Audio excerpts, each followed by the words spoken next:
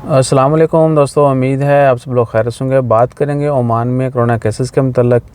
आज 8 फरवरी 2022 और मंगल का दिन है। पिछले 24 घंटों में 2303 कोरोना के केस रिपोर्ट हुए और 8 वफ़ात हुई। इन्ना लिल्लाहि व इन्ना इलैहि राजिऊन। ओमान में कोरोना से वफ़ात पाने वालों की कुल तादाद 4188 है। कोरोना केसेस की कुल तादाद 3,56,900 है, जबकि सेहतयाब होने वालों की कुल तादाद 3,29,747 है।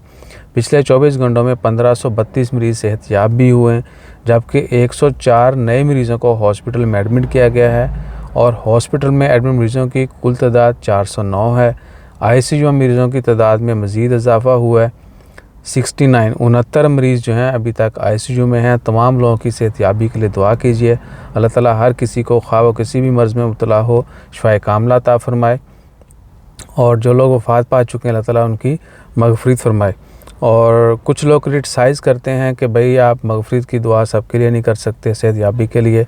देखिए, हमारी इंटेंशन, हम मुसलमान हैं तो हमारी इंटेंशन मेनली मुस्लिम्स के लिए होती है। तो इस चीज़ को जो है वो क्रिटिसाइज़ करना बंद कीजिए। और कुछ चीज़ें जो हैं नीयत के ऊपर डिपेंड करती हैं। अल्लाह ताला हमारे दिलों के हाल जानता है, हमारी नीयत जानता है।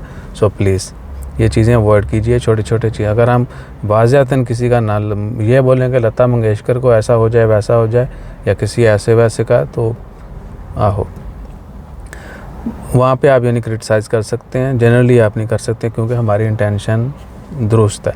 बाकी अपना ख्याल रखिएगा, दुआ में याद रखिएगा। जज़ाकल्लाह। अल्लाह हाफ़िज़।